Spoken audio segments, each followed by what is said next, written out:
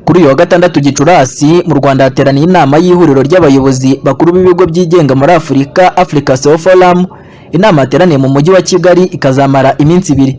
Iyi nama y'iminsi ibiri yitabiriwe n'abarenga 2,000 bo mu bihugu 73 barimo abakuru b'ibihugu, abahagarariye za guverinoma, abayobozi b'ibigo by'ishoramari bikomeye muri Afurika, abashoramari ndetse nabo mu bigo by'imari. Perezida Kagame yavuze ko abikorera bagira uruhare runini mu iterambere ry'igihugu n'isi muri rusange, kandi ibibazo birimo n'icyorezo cya COVID-19 n'imihindagurikire y'ibihe byagaragaje ko hakenewe ubufatanye hagati yabo n'inzego za leta. Yagaragaje ko ari ingenzi kubaka ubushobozi bufasha Afurika guhangana n'ibibazo bahura nabyo byose no kubyigobotora byihuse. Perezida Kagame yagaragaje ko Afurika ifite ubushobozi bwo kuba yagera mu iterambere yifuza mu gihe cyose yahindura imikorere, guhera mu nzego z'imiyoborere, politike na societe civile. Yanavuze ko muri iki kinyejana gitera imbere Afurika izagenda ibimwe muri moteri y'ubukungu bw'isi. Mu gihe iki kinyejana gitera imbere, Afurika izagenda ibimwe muri moteri y'ubukungu bw'isi. Ariko kugira ngo dutere imbere rwose tugomba kuzamura imitekerereze yacu.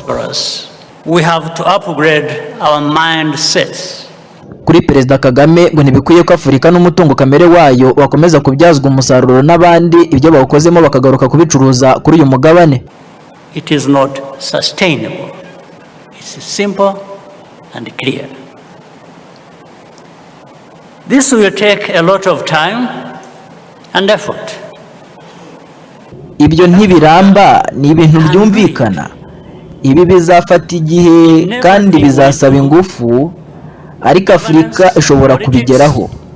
Muri byose dukora, mu miyoborere myiza, muri politike, byose bibigiramo uruhare. Having the solution is not enough.